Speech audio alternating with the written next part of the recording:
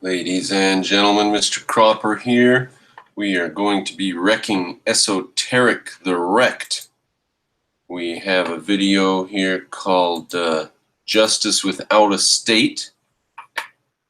And in this video, he's going to talk about justice without the instrument that applies justice. Now, I know that justice is a karma thing and you'll get your just desserts if you're a scumbag in life and so on, but the state is what applies justice, particularly in cases where the weak are not able to respond, where they are poor or destitute or possibly even dead. It is the state that avenges dead people who had no relatives or friends and are found dead in some forest somewhere 5 years after the fact, and the state finds out who did it and puts them in prison the rest of their life.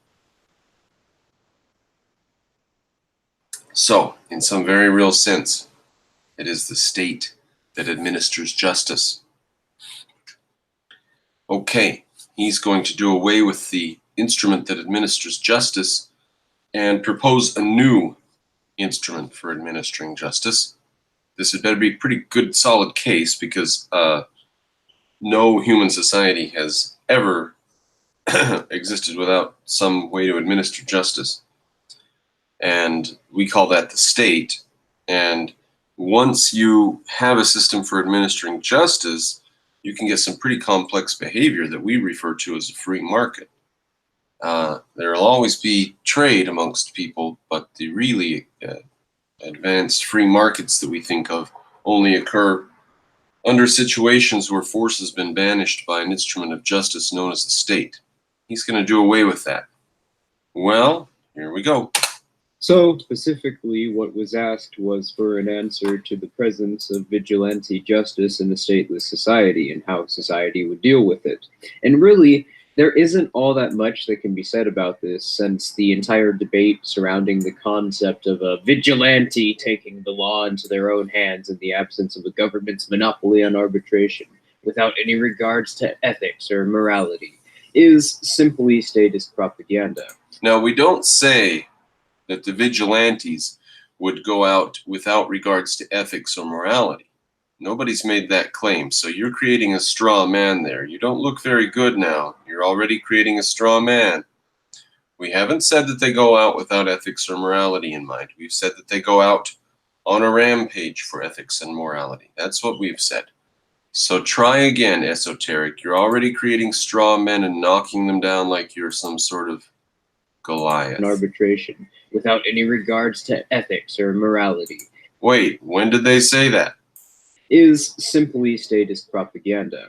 Now, this is... You creating a straw man is Marxist propaganda. I realize that you're not a statist. You don't think you are anyway. You're a Marxist. But just like Marx, your system will clearly and quickly lead to some sort of dictatorship of the most brutal. This isn't to say that people don't try to coerce or initiate force against another person who hasn't committed a crime or hasn't already paid for what they've done, nor wouldn't in the absence of a state, but this line of reasoning creates a false dichotomy. Now, I just want to mention that here in the United States, we have a whole body of laws about retribution. We have civil courts where you can sue for damages. We have a whole body of laws defining when, like, what if you go attack somebody for some reason or something, and then if the case is really esoteric, it'll go to a jury. So we have whole body of laws protecting juries, right? Because that is part of retribution, is court cases and stuff. So witness tampering laws, what is that? This is a very complex subject, and he's going to dismiss it pretty airily here. Against another person who hasn't don't try to coerce or initiate force against another person who hasn't committed a crime or hasn't already paid for what they've done, nor wouldn't in the absence of the state. But this line of reasoning creates a false dichotomy, carries a series of snuck assertions, and applies various fallacious lines of reasoning. The first of which is that the state's laws are themselves objective, and the enforcement or creation of them are in no way arbitrarily influenced by. So he's going to dismiss the state because some states have unobjective laws. Now, Esoteric the Free, are you arguing that because some laws are improper, therefore all laws are improper? Is that your argument? Because that's weak. Really low IQ, very weak argument. Because some laws are improper, therefore all laws are improper. That's very weak. Now, if you said because some laws are improper, therefore we have to identify correct principles on which to base our laws, that would be a more reasonable stance. However, it wouldn't be as fun, would it? Now, I've got to go back to this. We're just going to do this one again, because I'm worried about witness tampering jury laws and stuff like that. And of course they wouldn't have any of that. I know. But he's just saying, okay, let's just... So a vigilante taking the law into their own hands in the absence of a government's monopoly on arbitration, without any regards to ethics or morality. Okay, the vigilante mob is now running amok, but they do have ethics and morality on their side, they believe. So it's not true that they run around without regards to ethics or morality. The whole point of a vigilante mob, is to go do justice, right? To do the ethical thing, to give the person their moral, what up and coming, whatever they have coming, right? That's what a vigilante mob is. Is simply statist propaganda. Now, all right. So does that dismiss it? No. Now, this isn't to say that people don't try to coerce or initiate force against another person who hasn't committed a crime or... So, who hasn't committed a crime. So people do initiate force against people who are innocent, he's saying. That does happen. Hasn't already paid for what they've done, nor wouldn't in the absence of the state. Oh God, he's such a sloppy thinker. Already paid for what they've done, nor wouldn't in the absence of the state. But this line of reasoning creates a false dichotomy, carries a series of snuck assertions. All right, that sentence was a train wreck, buddy. Or wouldn't in the absence of the state. But this line of reasoning hasn't already paid for what they've done, nor a crime, or have to initiate force against another person who hasn't committed a crime, or initiate force against another person who hasn't committed a crime. Or hasn't already paid for what they've done. Or hasn't already paid for what they've done. So a person who has committed a crime. So vigilante people would go after innocent people and guilty people. Wouldn't in the absence of the state. But this line of reasoning creates a false dichotomy, carries a series of snuck assertions, and applies various fallacious lines of reasoning. Okay, what was the false dichotomy? What are the snuck assumptions? And what are the various lines of fallacious reasoning? You just did a really fancy little grammatical nonsense thing and then put a list at the end. So let's see your list now. The first of which is that the state's laws are themselves objective, and the enforcement or creation of them are in no way arbitrarily influenced by any factors outside of what's demonstrably justified. Okay, so because he can point to instances where the state makes non-objective, inappropriate, destructive, evil laws, therefore... that without a monopoly on arbitration, people would be reduced to the Hobbesian state of nature, and society would devolve into complete barbarism. All right, so you see what he did there? Do you see what followed from that? Nothing followed from that. Nothing followed from his premise, because it's a nonsense premise. And then he said, therefore, the people who offer this premise are, and then he did a reductio ad absurdum on a group that doesn't actually exist. He's straw manning. He made a straw man and then did a reductio ad absurdum against a straw man. Okay. Now, this is just general anarchist style. They are weak. And the enforcement or creation of them are in no way arbitrarily influenced by any factors outside of what's demonstrably justified, and that without a monopoly on arbitration, people would be reduced to the Hobbesian state of nature and society would devolve into complete barbarism. So, he's saying you make these arbitrary nonsense laws, and then you argue that without them, nature would fall apart. Now, from 1 minute 10 to 1 minute 20, he did something goofy. Assertions and applies various fallacious lines of reasoning. The first of which is that the state's laws are themselves objective and the enforcement or creation of them are in no way arbitrarily influenced by any factors outside of what's demonstrably justified. And okay, so we have to have laws that are in no way influenced by anything outside of what's demonstrably justified. So if everything in our law were demonstrably justified and the law only concerned that, then that would be a just law according to that definition. All right, I put it to you, Esoteric the Free, that you have defined in a negative way, albeit, from 1 minute 10 to 1 minute and 20 seconds in your video, you have defined a just set of laws. Now, are you an anarcho-capitalist or not? Do you believe laws can be just or not? That seems to have been a definition for what just law would be. Now, if so, then why can't we have just laws? that without a monopoly on arbitration, people would be reduced to the Hobbesian state of nature and society would devolve into complete barbarism. And there's this straw man taking his reductio ad absurdum of a straw man. Very, very strong thinking skills being portrayed here. Now, this is, of course, crap, to put it simply. Yeah, it is.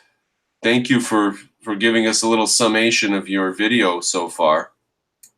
First of all, because the government for each given country is the only organization which can settle disputes, can use force to suppress competition, and can coerce people into funding it, this means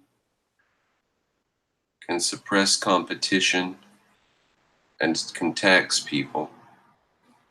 So it's the arbiter of justice, it can interfere in its economy, and it can tax people. Now, I'm sorry, but I have to point out those are not essentials to government. There can and shall be and will be and have been governments that didn't forcibly tax. So that's not an essential.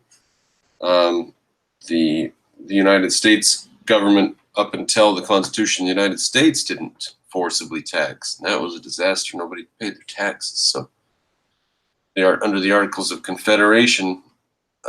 Taxes were to be sent voluntarily, and they weren't sent, or they weren't. Not enough was sent. Hardly enough was sent. So that's happened. We've had those societies. So, so your point, you're making a list of non-essentials that you think identify most governments, and then you're arguing against that. So you're not arguing against principles here. You're just saying that a lot of governments that have been built are bad and misbehave. And then you're saying therefore. You know, that's pretty weak. Some governments have misbehaved, therefore we're going to do away with laws. That's a pretty weak case you're doing here. simply. First of all, because the government for each given country is the only organization which can settle disputes, can use force to suppress competition, and can coerce people into funding it. All right, well, let's ignore those second two. It's the only one that can settle disputes, because this is justice without a state. This means that politicians can effectively dictate ethics and morality without actually having to demonstrate their positions as being legitimate. Whereas in your system, people couldn't dictate ethics or morality. And why not? Because who would stop them if somebody showed up who decided that they were going to dictate ethics and morality to everybody? And let's say they how are you going to stop them? I mean, this is Stalin or Hitler. Stalin or Hitler didn't care about profit or making money or their reputation going down or anything like that, or some arbitration agency coming after them. They would just go after the arbitration agency. I mean, Jesus.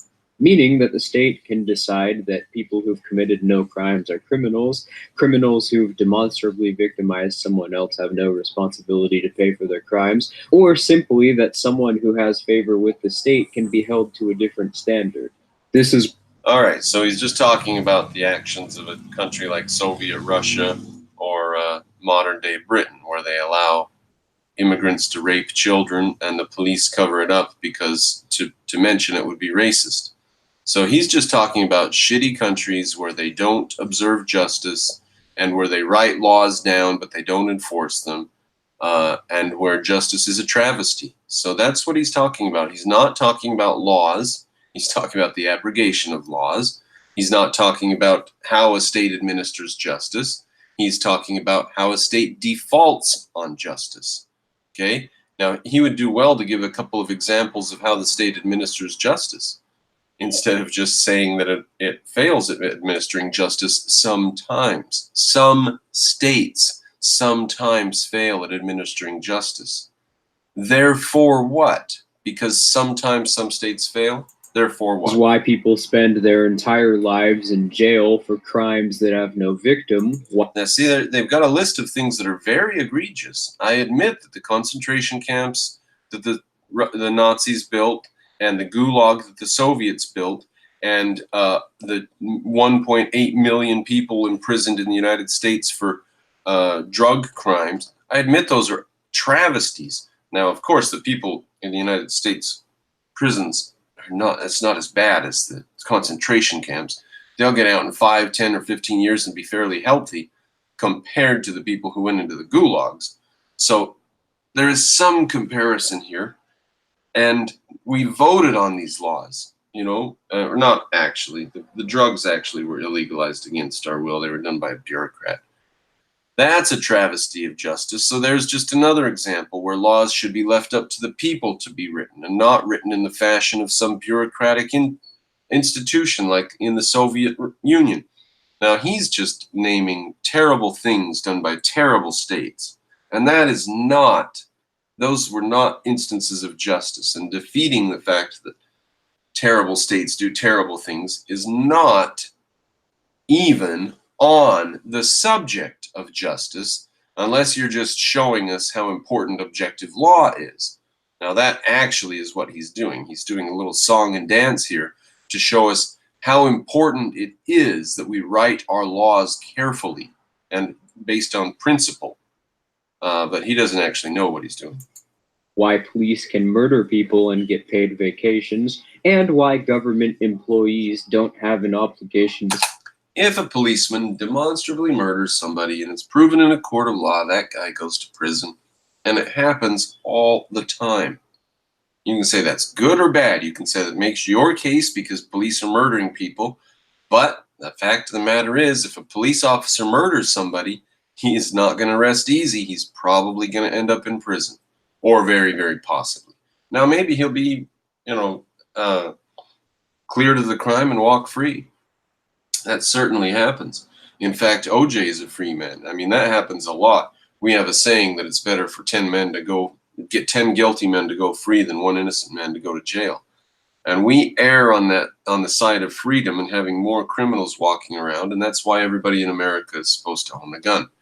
So this is a complicated subject, and the answer to it is not to just notice that Soviet Russia existed once upon a time and conclude that laws are therefore evil. Serve you, yet you must be forced into having your money taken to pay for them. Forced taxation, again, not an essential, and this is not part of an argument about justice. It just shows the very, very messy thinking of the anarchists. When you say justice to them, they immediately say, taxes are backed by a gun. That's not just. So, in reality, it's actually the state which behaves in a manner statists use to describe justice in the absence of a monopoly on arbitration. In some cases. Now, is that essential to the state? He definitely thinks it is essential to the state. He thinks it's impossible for the state to act in any other way. Now, I'll just point out that we wouldn't really have this concept of justice and just law and the courts of justice and Lady Justice holding her blindfolded scales of justice. We wouldn't have any of these concepts without the law, right? The law is what, now we would have, without the law, we would have the concept of revenge, right? But not justice. Think about it. Revenge is all that you would have without the law. You wouldn't have justice. Justice can mean some little old lady gets robbed and her body gets stuffed in the trunk of her car and goes over a cliff. And the police find it 10 years later. And justice is the police getting that guy. Even though that little old lady had no relatives, nobody saw it, nobody knew it. She was the only real victim of his crime, and she's gone. So why avenge her? She's gone. And the state does that. That's justice. And the vigilante justice narrative is just projection. And if you're a longtime viewer of this channel, I'm sure you've seen my multiple explanations spanning across several videos of natural law, how there exist ethical conclusions that can be arrived at through reasoning alone. Now, about this garbage, okay? If you just use reasoning alone, I don't know what that means. Does that mean he doesn't need proof? But let's just give him his case. Let's not worry about the epistemology of it. Let's just say that through reasoning alone, he arrives at natural rights. So he doesn't need, so nobody can argue against him. He used reason, right? He didn't have to give proof, so nobody can question his proof. His case is very, very strong. Now we see we've gotten off into the epistemology of it. He doesn't need to give proof. He just needs reason, and that will make the strongest case possible. So you see that he's a rationalist. He's a floating Platonic rationalist who thinks he can divorce ideas from reality. And when he divorces ideas from reality, that's when they are at their strongest and most defensible. Oh, geez, we got off on the epistemology, didn't we? Geez, now I'm stuck on that. Let's see, where are we? He thinks, oh my God, now I forgot what I said. Let's not get off on the epistemology, and then I got off on the epistemology. It's the only thing, it's the most fundamental thing here, so I had to address it. It's used to describe justice in the absence of a monopoly on arbitration, and the vigilante justice narrative is just projection. And if you're a longtime viewer of this channel, I'm sure you've seen my multiple explanations spanning across several videos of natural law, how there exist ethical conclusions that can be arrived at through reasoning alone as a result of logic. Okay, let's say you arrive at your ethical conclusions through reasoning alone, and you have your extremely strong case, which can't be disproven with evidence because you arrived at it through logic and you didn't use evidence, so you don't need evidence, and you're above evidence. Let's say you get there, and you've got your rights that have nothing to do with reality and don't connect to reality. As you say yourself, you got there through reasoning and logic. Okay, so there you are. You've got your rights. And somebody comes with a gun and they say, give me all your money or I'm going to shoot you. Now, what good are those rights? I don't believe they're any good at all unless you're going to back them up with guns and police and courts and a military. So I don't think you can argue against criminals. Now, us smart people argue amongst ourselves and decide what laws to create. And then we enforce them, not only on ourselves, but on the criminals too, on everybody. We write the laws that are then enforced on everybody. So the criminals don't involve themselves in deciding what laws we write. Unless you're saying some upstanding person became a criminal, in which case everybody helps write the laws, don't they? That's a republic. That's a democracy. We are not a democracy. We're a constitutional republic in the United States. Now, just as a side note, is this guy, Esoteric the Free, is he Canadian or something? He is, isn't he? He's going to be a damn Canadian. I'm just putting so I can see the chat. I don't know if I can see comments as they come in or not, because sometimes I see you guys have made comments after the fact and they don't seem to come up in my chat window. But my chat window comments are there. That's probably just for my Hangout, right? That's not for the thing. All right. Esoteric the Free. Let's see. Being objective, and how we know that logic is objective, and in fact it's a performative contradiction to argue otherwise. But so arguing against logic puts you in a contradiction. What does it mean to be in a contradiction? That would mean that some fact that you state contradicts the facts of reality. How would you know about the facts of reality? Well, you'd have to check with reality, wouldn't you? So a contradiction means checking with reality. Now, just a second ago, he said, using reason alone. So you can tell that he has no appreciation for what reason is and how to use it and where it comes from and what proof is and where we get proof and what constitutes proof. So we see once again the anarchists with their absolutely destroyed hierarchy of knowledge. They just flatten, they take the entire hierarchy of knowledge and flatten it like a pancake. And then they try to climb up and down it like a ladder. the question still remains, and is rarely touched upon by libertarians, on how exactly justice would work from a practical perspective in the absence of the state. But there's actually a good reason as to why this question doesn't have any concrete answers. This is because, like the vigilante justice versus the rule of law, I'll tell you why it doesn't have any concrete answers. Because we define justice in an abstract way. We say it is giving someone the just deserts, what is proper in a given situation. Now that doesn't have any meaning unless you talk about a given situation. So then we start talking about situations where justice needs to be administered. Now your philosophy comes very, very quickly into the situation.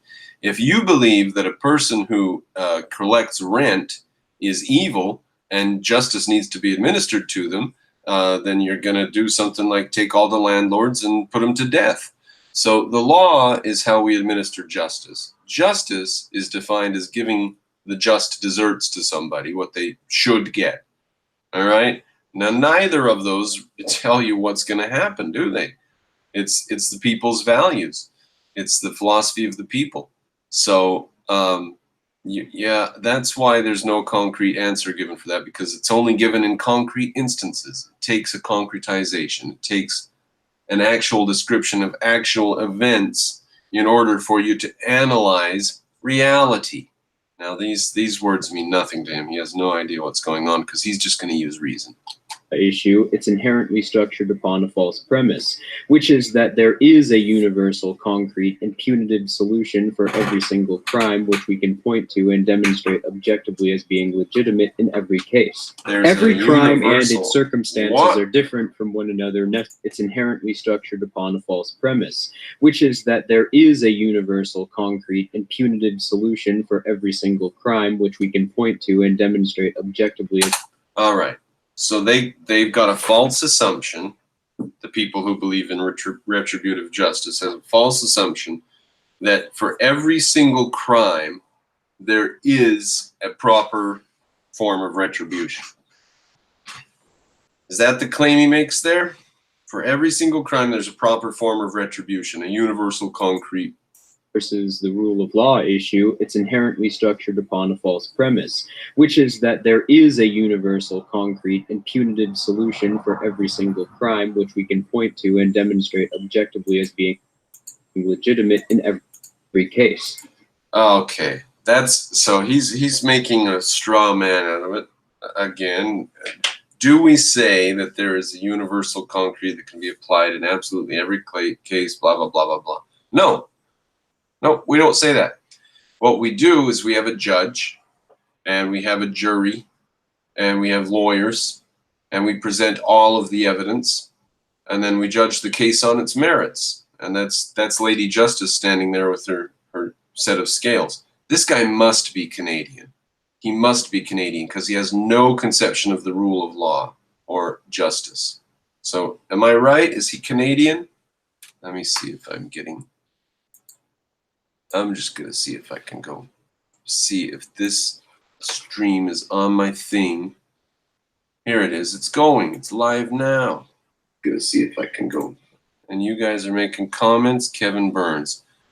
Kevin Bruns, how can I help others to not use current government as that which I am advocating for? Discussion seems to not get past this confusion, even when I define terms. Yeah, Kevin, the problem is that the anarchists are such a goddamn mess that you don't even have to argue for a just state to beat the anarchists. You can argue just for the United States Constitution, and it beats the hell out of the anarchists. And you can even, as Joran Brook has done, you can even argue for a Soviet dictatorship as being better than the system the anarchists come up with. So, as long as we're arguing with the absolutely retarded, unprincipled anarchists, we are going to find people defending constitutional monarchies and everything. You can defend anything against the anarchists. They're so stupid and unprincipled. All right, now I'm trying to get back to this here. Let's see, where were we here? This versus the rule of law issue, it's inherently structured upon a false premise, which is that there is a universal, concrete, and punitive solution for every single crime, which we can point to and demonstrate objectively as being legitimate in every case. Okay, no, we arbitrate those down minutely down to the case, and sometimes taking weeks, months, or even years for an individual case to be decided. So that's not true. He has no appreciation for what goes on in the courts of law. Demonstrate objectively as being legitimate in every case. Every crime and its circumstances are different from one another necessarily, since different individuals are involved in every case. So this is a D2 type mentality. He says we cannot make any generalizations. Everything's different, everything's separate, and he just blows reality apart and refuses to connect anything. Now, in fact, since every case is different, every crime is different, they actually aren't all completely different. A store robbery is a store robbery. There's no reason to have this view that every crime is different. But since every crime is different and the cases are different because the individuals are different people and the individuals have different criminal histories and so on, therefore, we have courts and judges and juries and lawyers, and we present the evidence. And after the evidence is all presented and both sides rest, then we come to our conclusion. So, where is this guy from? He's Canadian, isn't he? Because of this, it's not possible to establish an objective payment for a crime because every victim has different preferences and therefore requires a different settlement to be agreed upon. Payment? Why a payment? Oh, because we can't do punishment because that's something the state does? So he would just monetize everything. Let's talk about monetizing. Let's talk about monetizing. If you're just a matter of money to your little protection agency that you've decided to go to, and you don't have any rights inherently, and all that's just a bunch of garbage, we're just doing a free market. Everything's just a free market. And everybody will have to decide on their own. Your rights are just a floating, logical, reasonable thing. But in fact, it's just a free market that we're in. Well, there were people who monetized people in this way, and they found out that before you monetized the people, when the people were individuals, you could get money from them in this way or that way. But it had to be through some form of trade or something like that, or maybe taxation. You could get money from the individuals, right?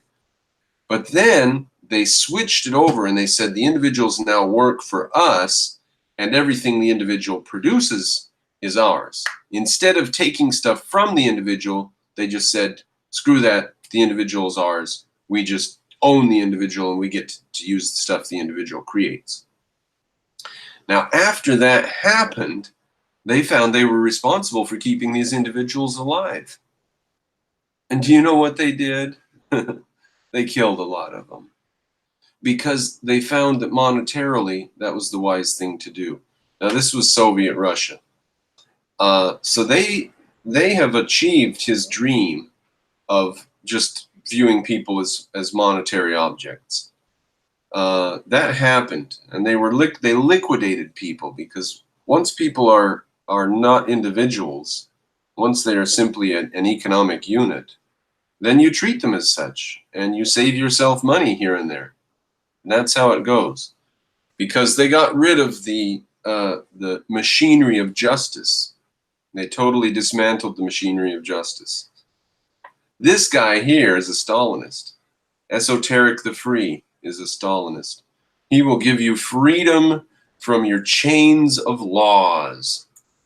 By the two parties having the dispute and any others whom they've chosen to be involved in the dispute. The arbiter and their insurance, the jury, if they've chosen to go to an arbiter which had... So insurance and juries. He wants insurance and juries to just exist as just a floating, free gift from the universe. You don't have a government that enforces the laws, that enforce the courts, that gather up the juries. All that system, just throw it out. He's going to have juries, though. How nice to be able to pick the flower and not worry about it wilting. As one, take into consideration how they've agreed to contract with their arbiters and insurance. Contract. There would be insurance companies. Insurance companies exist under an enormous body of law. So what kind of insurance companies would you have? That is really, really stupid. And the idea that you would have insurance companies without a government, the idea that you would have agreements without a government to enforce the agreement, or what is it going to be, your reputation? People would automatically uphold their agreements, otherwise they would have a bad reputation. The arbiter and their insurance, the jury, if they've chosen to go to an arbiter which has one, take into consideration how they've agreed to contract with their arbiters and... Contracts, juries, insurance, all these things exist under law. Insurance, or the criminals and the victims between each other, whether... Criminals. There are no criminals unless you have laws. There are only people running around doing their thing. He doesn't appreciate how quick. Okay, there's an example. If you don't have laws, you're standing in your house. He comes to this example later. He says, if somebody comes into your house, you have a right to point a gun at them and tell them to leave. You don't have a right to do anything else. Like, you can't tie them up and kidnap them just because they've come into your house. So he's going to set some sort of arbitrary limits on how people can deal. But my problem isn't that. My problem is that the guy who came into your house and told you that this is his house now is a Native American, let's say, or a Native he's a if you're in Canada, he's a primitive culture or whatever they are, original people or something like that. So there he is, an original person in your house, tells you that he owns the land. Now you guys have a disagreement. You say it's your house, and you even have logical reasons to say that it's your house, divorced from evidence. You can prove logically why it's your house. But there he is, and he's got a gun, and he's pointing it at you. And now you're saying that you have a gun and you're pointing it back at him, and you're not allowed to tie him up or anything, but he's got a perfectly, as far as he is concerned, he's got a perfectly valid claim. Now, when two people with perfectly valid claims come face to face, the only thing that we have in our modern societies as recourse is the law. And we would simply write a law, and one side or the other would possibly not be happy with it, or maybe we'd try to come up with a law that made everybody happy. That's not likely to happen in that particular case. But what are you going to do? What's your system going to do when two people have a perfectly legitimate claim as they each see it? It's paid for with capital, mutual aid, charity, loans, and what the arbiters or insurance want for their service, or what the victim wants. Simply put, there is not and cannot be a single punishment for any given crime decided by a centralized organization. Right, that's why we have courts, and that's why we say 3 to 5 years or 2 to 20 years. Food tampering, 2 to 20. 2 years if you just did something small, like messed with your girlfriend's drink, you get 2 years. If you put a pill in your girlfriend's drink, maybe, and she didn't actually drink it or whatever, and you get 2 years, and they say, close call, be careful, don't do that again or you get longer. Or 20 years if you put pins in candy bars during Halloween, right? 2 to 20, depending on the severity of the crime. So you're right, you cannot just have a blanket thing. Now, funnily enough, hilariously enough, inside his pea-brained mind, the fact that you cannot find a platonic floating punishment for platonic floating crimes means that there's no objective way to define crime or punishment. Because he can't find a way to do it divorced from reality, therefore, there exists no actual crime and punishment in an objective way in reality. So the state has no business. Anytime the state does this, it does arbitrary things. Because Esoteric the Free is unable to find, in a vacuum, unconnected from reality, floating platonic forms of justice, of crimes, and of punishments for those crimes. Therefore, the state, what? Weak, weak, weak. The economic conditions under which a rule of law function aside, it is fundamentally impossible for a punitive model to produce any justified arbitration because the punitive model fundamentally only focuses on the criminal rather than restoration for the victim. Okay, so in the cases of murder, so it's fundamentally impossible for blah, blah, blah, because it doesn't restore the victim. So in the case of murder, your thinking there is just a mess. Try again. Analyze a case of murder with that sentence, you stupid idiot. And assumes that there can only be one settlement for any crime. No, we do not assume that. We have... regardless of the individual circumstances. So the punitive... No, we look at the individual circumstances. That's what decides the punishment. And if the person is destitute, they might not have to pay a monetary damage, or they might pay a smaller monetary damage. If the person's rich, they might pay quite a large monetary damage.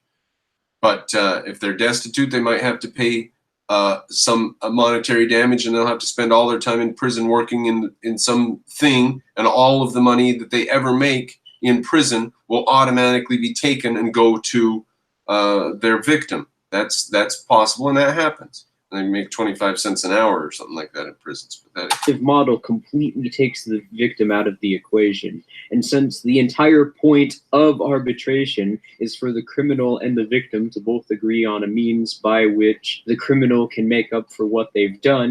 Is that the whole point of arbitration? For the criminal and the victim to agree on a way for the criminal to make up what they've done? Sometimes we lock criminals away for the rest of their lives. I guess he wouldn't want to do that, would he? He would just make it a monetary damage. We're just going to monetize everything. Well, the Soviets monetized people. Well, it's not true that arbitration is a way for the victim and the perpetrator to agree. That is not true. Actually, justice is giving the perpetrator what they deserve. Restoring the victim sometimes isn't possible. And those are extremely egregious cases. If we can't restore the victim, then if you can't restore the victim, then you severely punish the perpetrator. Now, why is this? What is he talking about here? Is this a background thing of the anarcho-capitalist, an assumption that, I guess because there's no overarching authority and they want all dealings to be between voluntary individuals, they even look at the criminal as a voluntary agent. The thing is, under the law, under the state of justice, and when we're trying to administer justice, we look at a criminal as someone who has abrogated their right to be considered part of civil society. So they remove themselves from the consideration that he's saying that they're still part of. So this is why I say he's a Marxist. He cannot get rid of criminals. He views criminals as just on par with everybody else. And he would have a society of criminals running around fighting. And he would see that that's just fine. I mean, his description of it here is that's just fine. It just, if somebody victimizes you, then sit down and arbitrate with them, and come to an agreement with them. I don't want to sit down and arbitrate with a criminal. I don't want to come to an agreement with a criminal. I want to arrest him. I want to put him in chains, and I want him to sit in those chains until we've decided what his punishment is, and then I want him to undergo his punishment. I don't want to have any voluntary dealings with a criminal. This is insanity. This is insanity. What has he said here? What has he been saying? So the punitive model completely takes the victim out of the equation. And well, if in the case of murder, the victim is out of the equation. In the case of a shoplifter who shoplifts a $5 item from the store, the victim is out of the equation. I mean, the $5 is just not damage. The state then spends thousands and thousands of dollars putting this criminal behind bars because of a $5 shoplifting event. So yeah, we do remove the victim.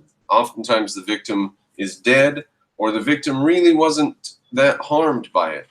And nevertheless, the criminal has damaged the victim in a legal way. And so, you see, the petty shoplifting crime that lands a person in jail because it's their third offense, let's say, and so it lands them in jail for a year.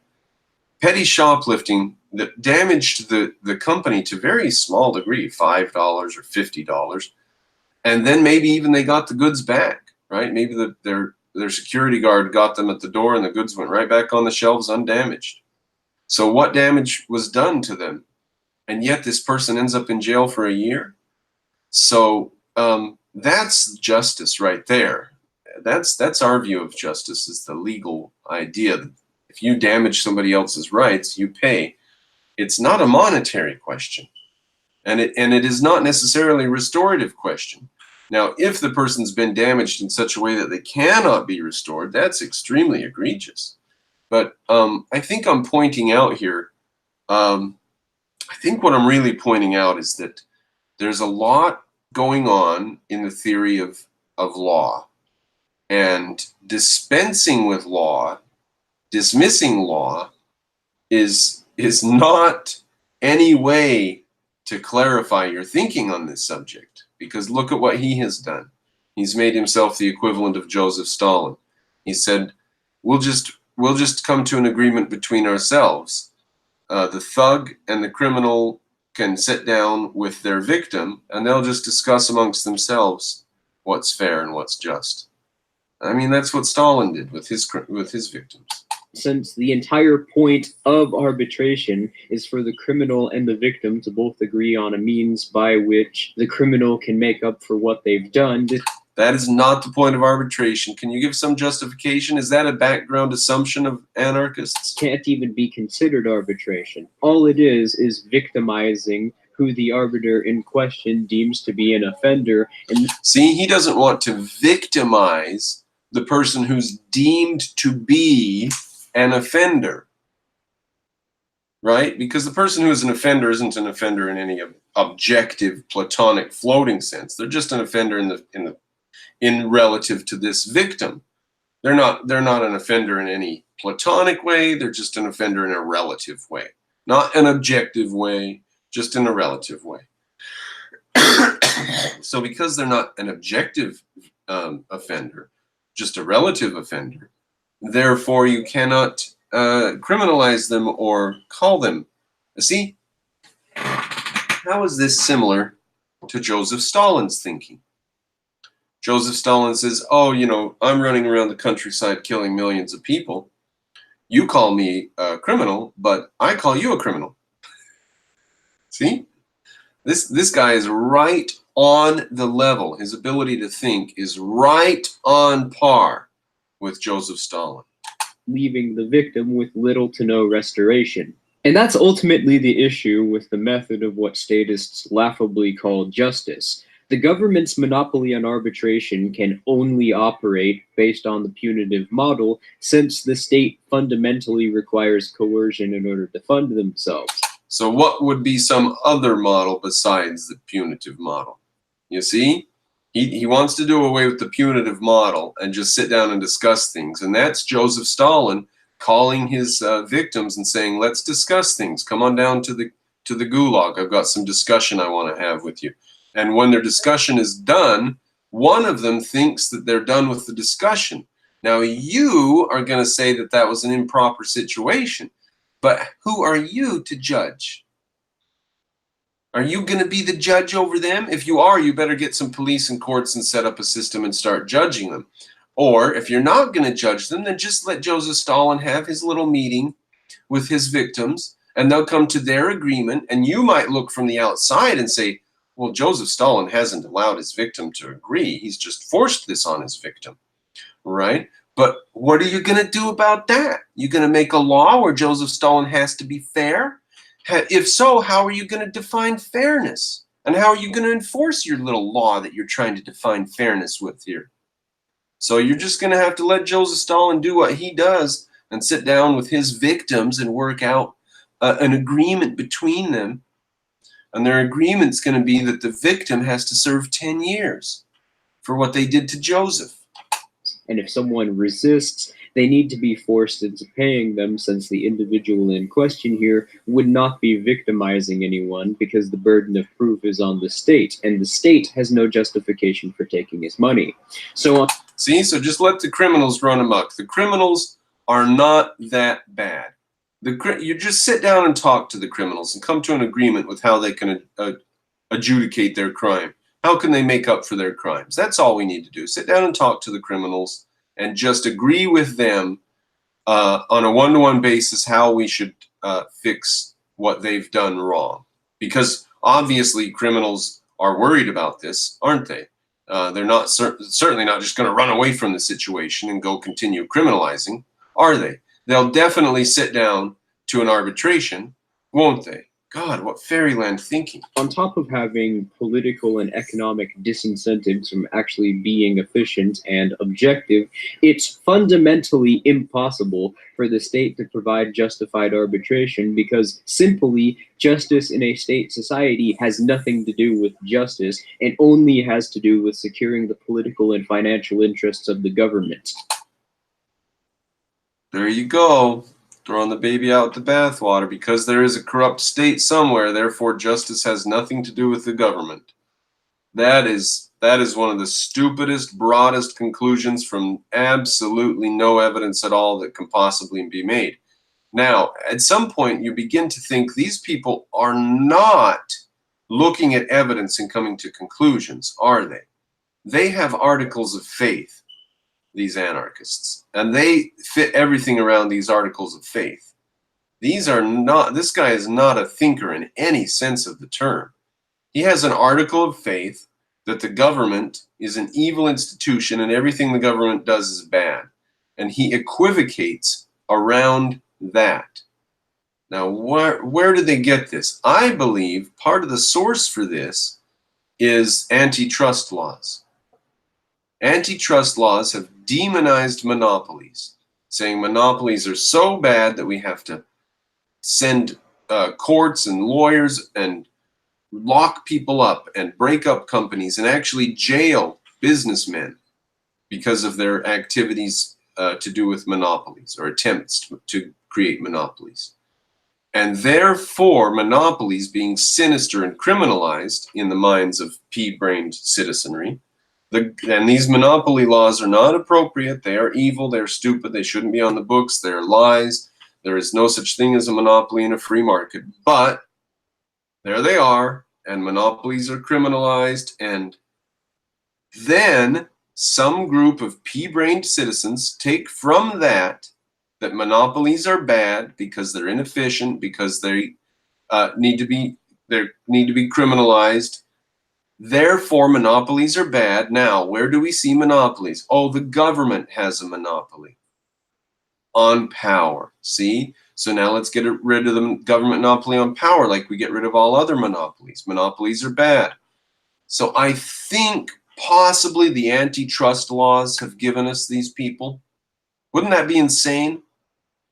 Wouldn't that be insane if the government could write a law that sends a moral message, a philosophical moral message to citizenry, which they then use as philosophical premises for further conclusions. Wouldn't that be insane if that's the state of affairs we're in? I think that's the state of affairs we're in, ladies and gentlemen. The antitrust laws have given improper premises. People have used those premises for further conclusions. And now here we are watching a video of somebody who believes that monopolies are evil and the government monopoly is most evil of all. In fact, in most cases, the state even acknowledges that the offender being punished hasn't victimized anyone. So much so that 86% of all prisoners in the United States alone are incarcerated for so-called victimless crimes. Well, I understood it to be around 50% that were in jail for drug crimes. I would have to see a source for that. It's very high, but it's not really substantive. But the case you're making here is that we shouldn't have victimless crimes, not that we shouldn't have laws. You're making a case against victimless crimes, not against governance. You're making a case against victimless crimes, not against justice. Do you even know what you're arguing against, you idiot? So arbitration with a state is itself by necessity an act of criminality.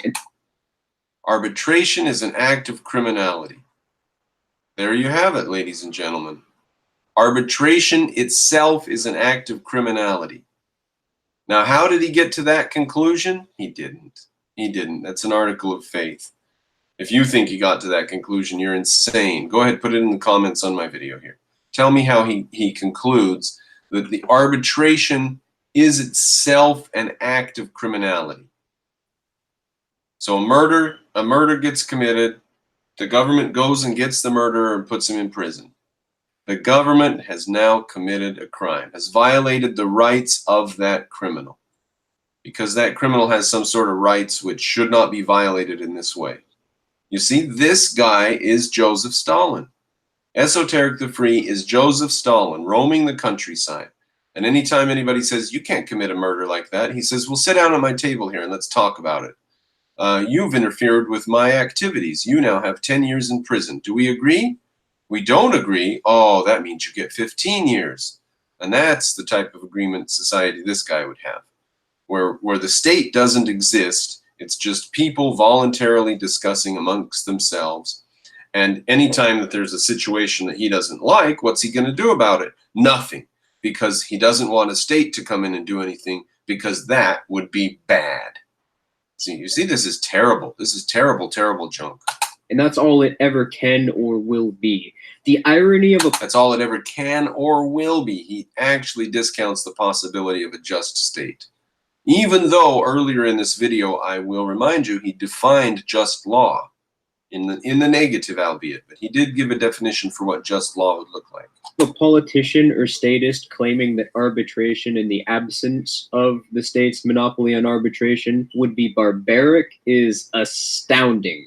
But with this being established, a question still remains, which is how exactly would arbitration without a rule of law be enforced? I mean, couldn't criminals just ignore a request to arbitration? And this question just further highlights how the entire debate around the current system of arbitration is structured.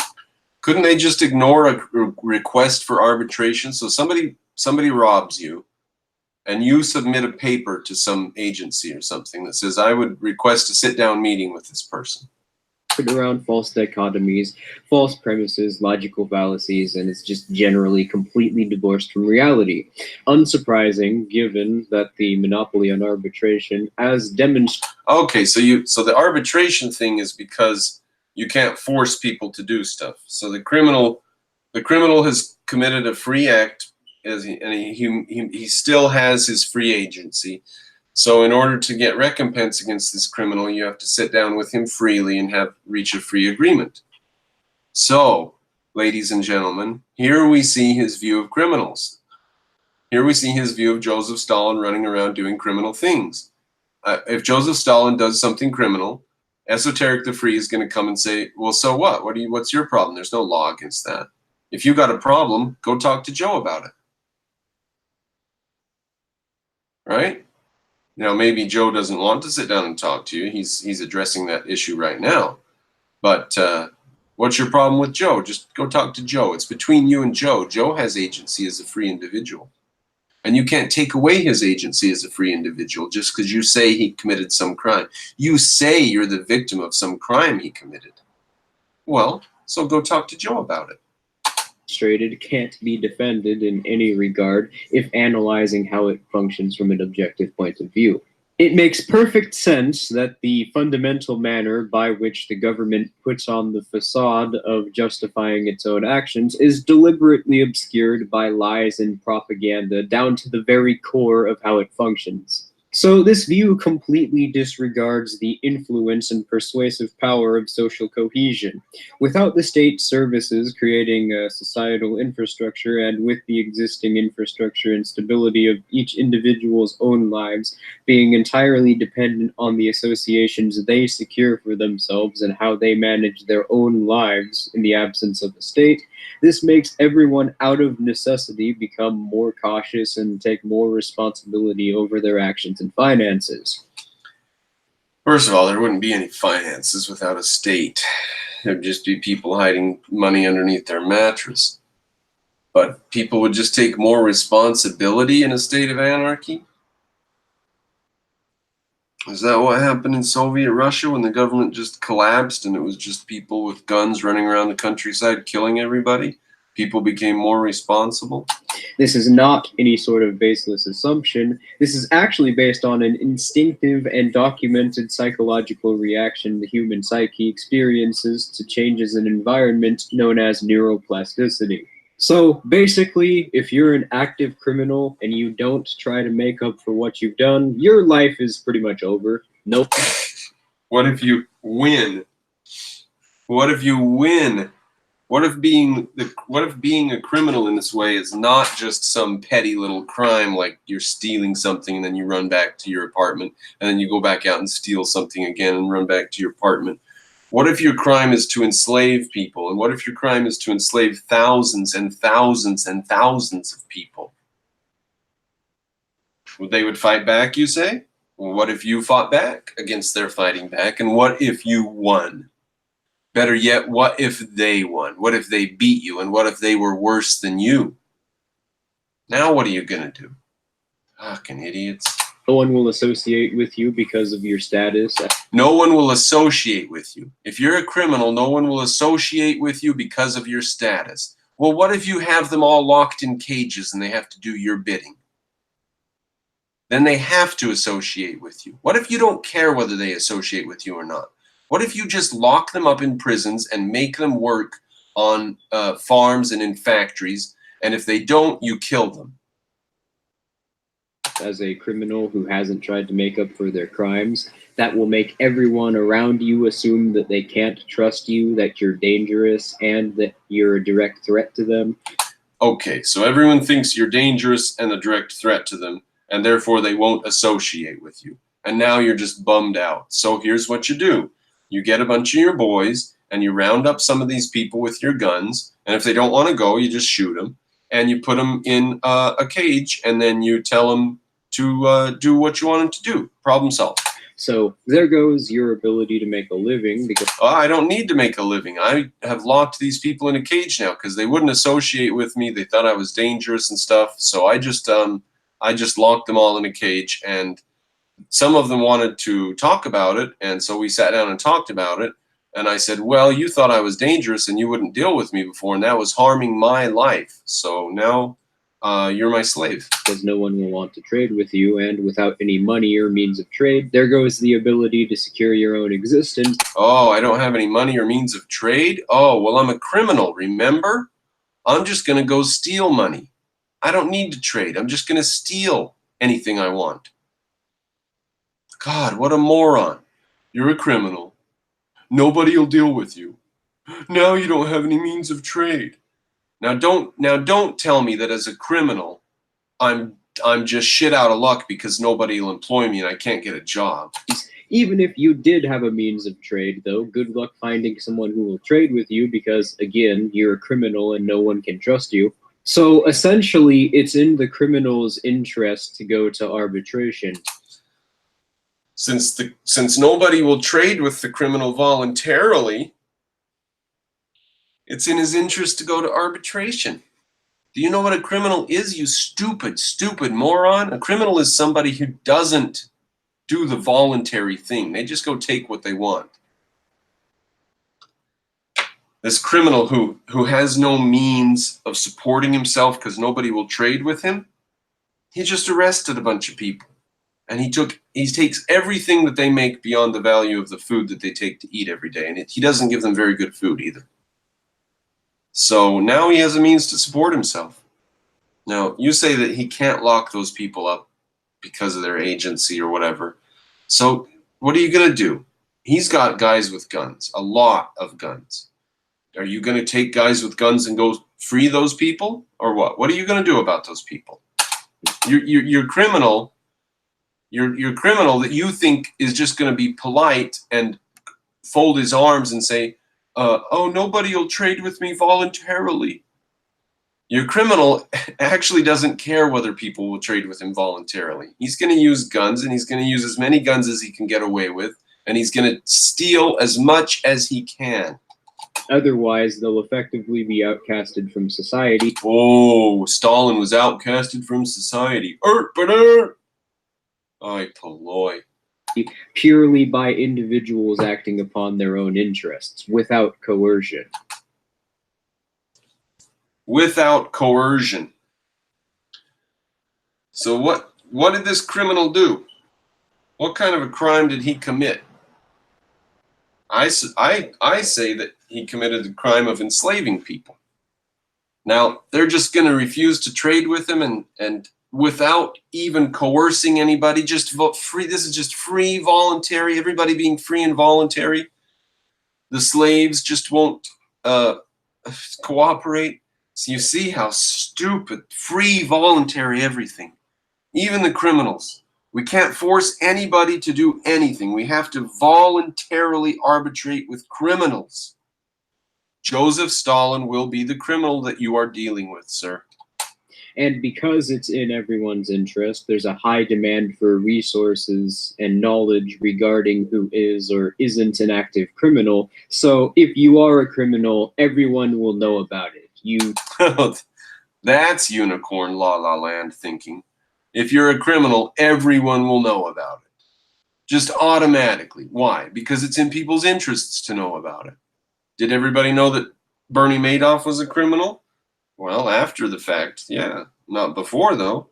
So this is divorced from reality. This is really, really stupid.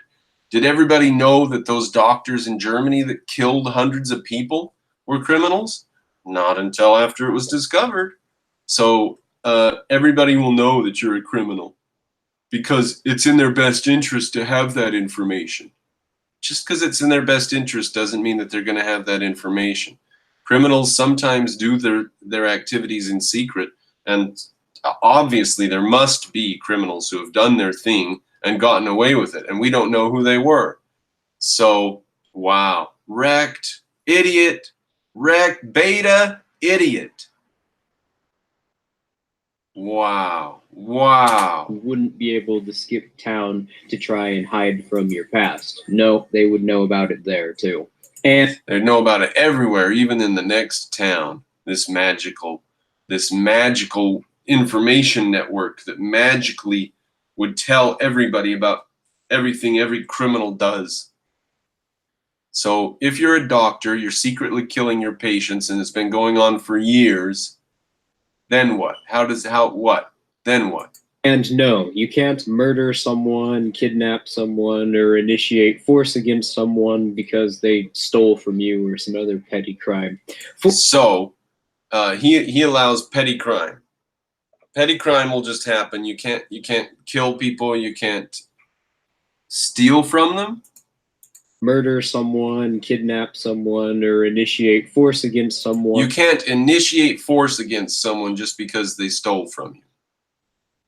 Okay, what does the term initiate mean? It means to start. It means to begin. You can't initiate force against someone just because they stole from you. What does the word initiate mean in your pea brain? If someone steals from you, they have initiated force. You are simply responding. If someone steals from you, you go answer them with force. They have chosen the ground zone. Now, see, if you do away with the arbiter of physical force by saying that nobody can ever use physical force at all, without anybody to enforce that, you really do look like a 3-year-old. Mentally, you really do look like you're about 3 years old, sir. Because they stole from you or some other petty crime. Force can only be used to the extent where it's necessary to defend from whatever crime the criminal is attempting to commit. Okay, so a petty crime. Somebody steals a $5 thing. This guy says you can only answer him with an equal amount of force, or appropriately equal amount of force. Why? Who says? Is this just a logical deduction in your mind? Is something you arrived at through reason without evidence or logic? Or pardon me, without evidence? You don't need evidence, you used logic? Why can you only respond with a like amount of force? Where it's necessary to defend from whatever crime the criminal is attempting to commit. So you can only defend in such a way that's necessary to defend against the particular crime. Because if you're in the passive position, the burden of proof remains on the would-be thief or any other form of aggressor, since an initiation of force is an active stance inherently, and therefore the burden of proof is always on the person who is initiating force. The initiation of force inherently cannot be defended since it infringes upon the agency of another person. Okay, fine, it can't be defended, but this guy's breaking into my house. What can I do? Well, all he's doing is breaking a window, so all you can do is just stop him from breaking your window. Well, can I shoot at him? No, that would be murder. He hasn't murdered you yet. Oh my God, what an idiot. Now, this also, I mean, this does away with punishing somebody for shoplifting, right? Because it was just a $1 item or just a $5 item. How can you lock them in jail? You know, they're going to miss their job, and that's $100 a day. You're going to lock them in jail for months, and that's going to be thousands and thousands of dollars out of their life just for a $5 item. See, this guy cannot see how that makes any sense. So we're just going to let these people run around and commit petty crimes, and when you answer them, you have to use a similar amount of force. You can't use an overwhelming amount of force. You know, if the force that they used against you was just to pick something up and walk out of your store, then you can't send more than one guy after them. And if you do go after them, you can't force them to do anything. That would be initiating force against them, wouldn't it? Oh my God. So he's just going to have criminals walking around freely because you can't force anybody. You've got to do everything voluntarily. This guy has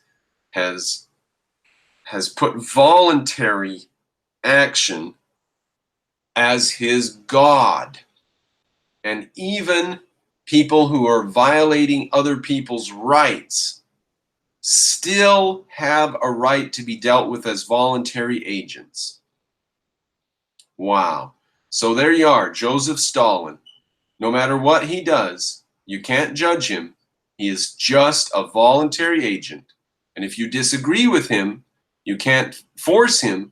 You have to sit down and arbitrarily, voluntarily arbitrate. Wow. So, for instance, if there is a thief trespassing on your property, you have the right to hold them at gunpoint and tell them to leave. What if they don't leave? Blank out. Not sure what to do. What if they have a gun? Do you have a right to shoot them? No, they've just come onto your property.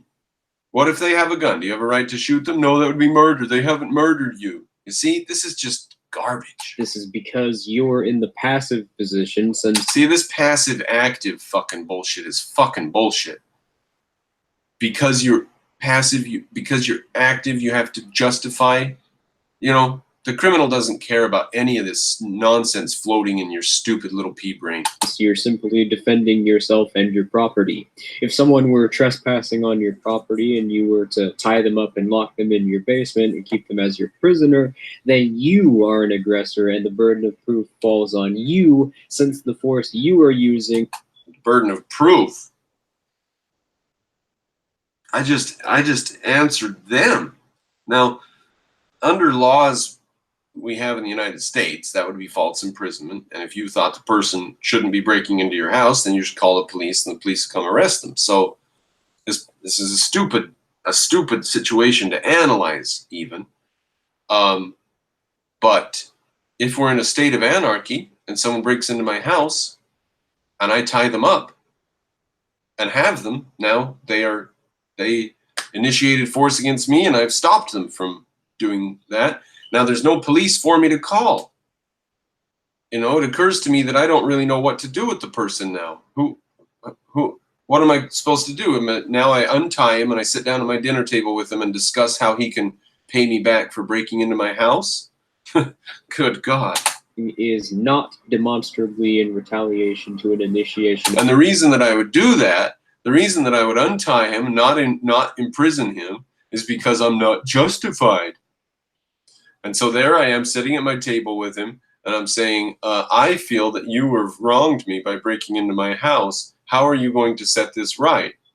And he says, I feel that you need to give me your house and get the hell out of here because I feel this is my house. What are you going to do about that? And of course, from the intruder. So the idea that this mode of arbitration promotes any sort of disorderly or indiscriminate violence is absurd. Holy shit, you are absurd. You are absurd. Yes, indiscriminate violence. Joseph Stalin roaming the countryside, killing and maiming and enslaving, and you standing back and saying, well, he's got his free agency. Nobody can force anything on him. In fact, disorderly and indiscriminate violence is more descriptive of the state's mode of arbitration than it would be one without a state.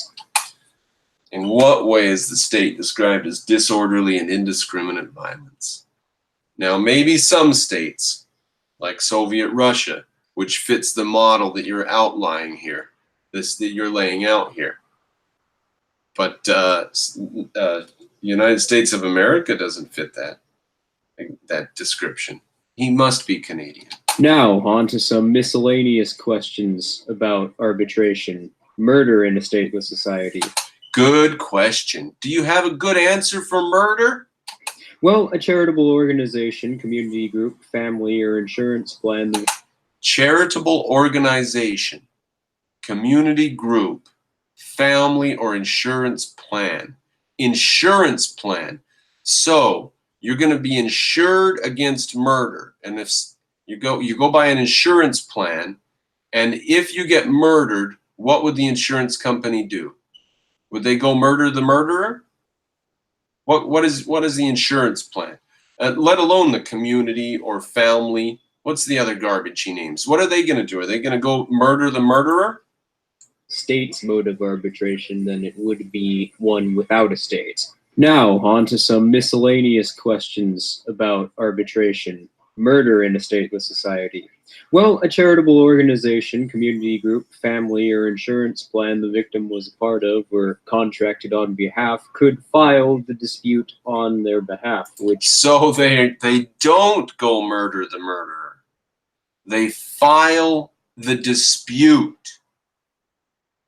Wow. File the dispute. So that's what you do when somebody commits murder. You take some paperwork somewhere. And you say, this person's a criminal. That sounds a lot like Soviet Russia. You could file some paperwork and say, my relative is missing. I think that they might have been absconded with by the state.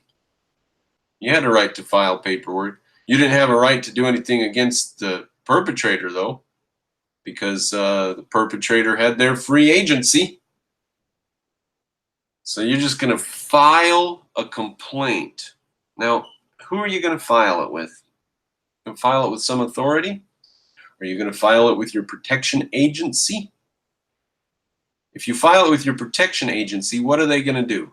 Are they going to file it with somebody else? Are they going to spread the word that this person's a murderer and not to sell cookies to him? Or is this protection agency going to go and arrest the murderer and put them in prison for the rest of their life? No, they're probably not going to do that. They're probably going to sit down with the murderer and say, we feel that you've wronged this person. How much money do you think you should pay? That's probably what they're supposed to do, right? Family or insurance plan the victim was a part of or contracted on behalf could file the dispute on their behalf. File the dispute with who? Which is more than likely the manner in which that would be handled. With who? Unless a more efficient means of doing so was established. File it with who? Or this is some sort of outlet. Oh, no answer. No answer. So there's a magical body that everybody can appeal to when there's a murderer. You just take your paperwork and file it with this magical body. Now, what does the magical body do? We don't know.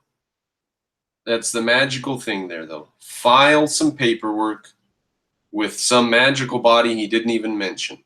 And he didn't say what that magical body would do once you filed the paperwork. Outlandish and oddly specific scenario that would... So this is just an outlandish and oddly specific scenario. Murder. Only further demonstrate the need for individuals to make their own associations on their own terms. Which magically, somehow, he says, just further demonstrates the need for individuals to make associations on their own terms. Just have it be between Stalin and the peasants that he kills, right? Without anyone else in between them.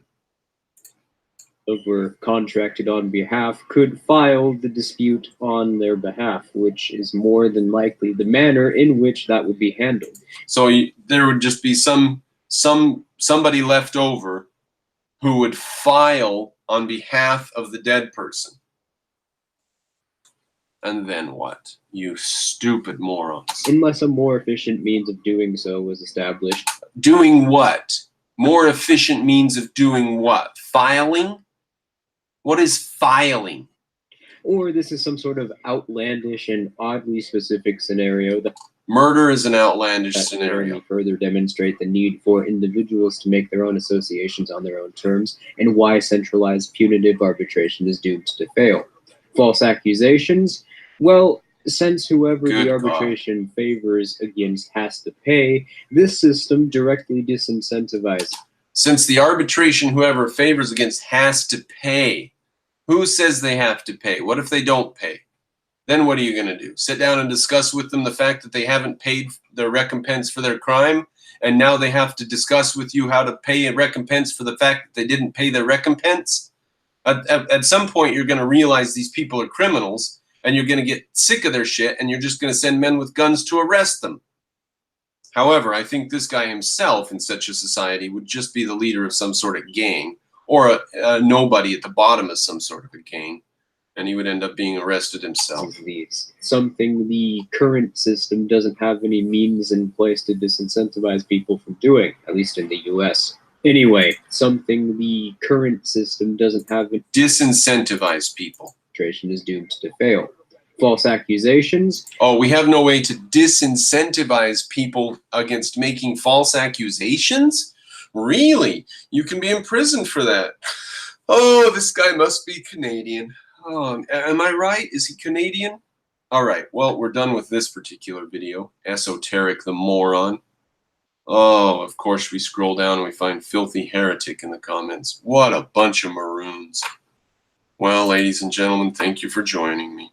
If you enjoy what I do, please patronize me. Time is limited. I can't continue doing this. You know, if it's 1 or 2 videos a month, maybe that's what it'll be if I can't get Patreon support. So if you want me to do this, and you want me to do more of this, and you want me to do interviews and travel around and talk to people and get bigger and better and be the Rand's Pitbull, then patronize me, ladies and gentlemen. Thank you.